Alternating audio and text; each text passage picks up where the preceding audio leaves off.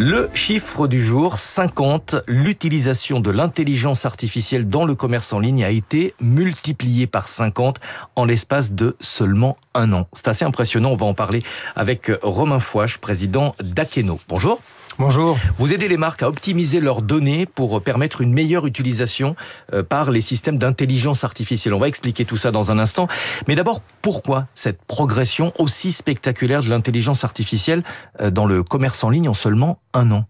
Parce que ça marche bien, parce que pour les consommateurs, c'est une façon beaucoup plus efficace de trouver ce qui les intéresse. Vous avez évoqué tout à l'heure les dizaines et centaines de milliards qui étaient investis dans l'intelligence artificielle. Aujourd'hui, le commerce en ligne est une façon de générer du revenu à partir de ça. Parce qu'en venant poser une question à un site d'intelligence artificielle, vous pouvez exprimer votre problème qui va vous être résolu avec des propositions de produits, plutôt que de juste chercher des mots-clés comme on le fait aujourd'hui sur les moteurs de recherche. Donc l'intelligence artificielle pour les plateformes de commerce en ligne va bien au-delà de la rédaction des fiches un peu standards pour décrire les produits. C'est une façon de mettre en adéquation un besoin d'un client avec un produit. Aujourd'hui, on doit trouver ses propres solutions et rentrer des mots-clés. L'IA est une super façon de vous aider à comprendre ce dont vous avez besoin pour rénover votre table basse de salon, par exemple. Est-ce que les consommateurs font confiance à l'intelligence artificielle lorsqu'ils achètent sur les plateformes de vente en ligne ? Est-ce qu'ils font plus confiance, par exemple, à une IA qu'à un vendeur dans un magasin ?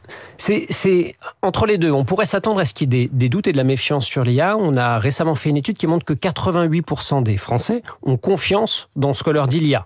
Donc on a une certaine confiance naturelle. Cependant, on a encore les 2/3 des Français qui préfèrent passer en magasin pour les achats de plus de 100 €. Donc quand il s'agit de faire des vraies dépenses, on aime bien avoir des humains en face de nous. Est-ce que c'est vrai également pour les acheteurs professionnels, ce qu'on appelle le marché du B2B ? Le B2B passe beaucoup par l'humain, mais aujourd'hui, on voit que 9 acheteurs B2B sur 10 utilisent aussi l'intelligence artificielle dans son processus d'achat. Donc ça n'est pas seulement du grand consommateur, c'est aussi dans le monde professionnel. Ouais, mais est-ce que l'acheteur professionnel est plus méfiant ?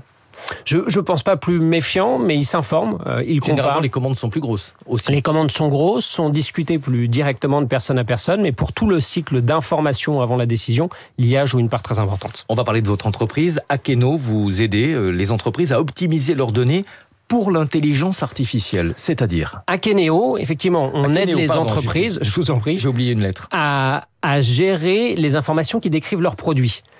Aujourd'hui, vous êtes vendu sur votre site web, en magasin ou maintenant par l'IA.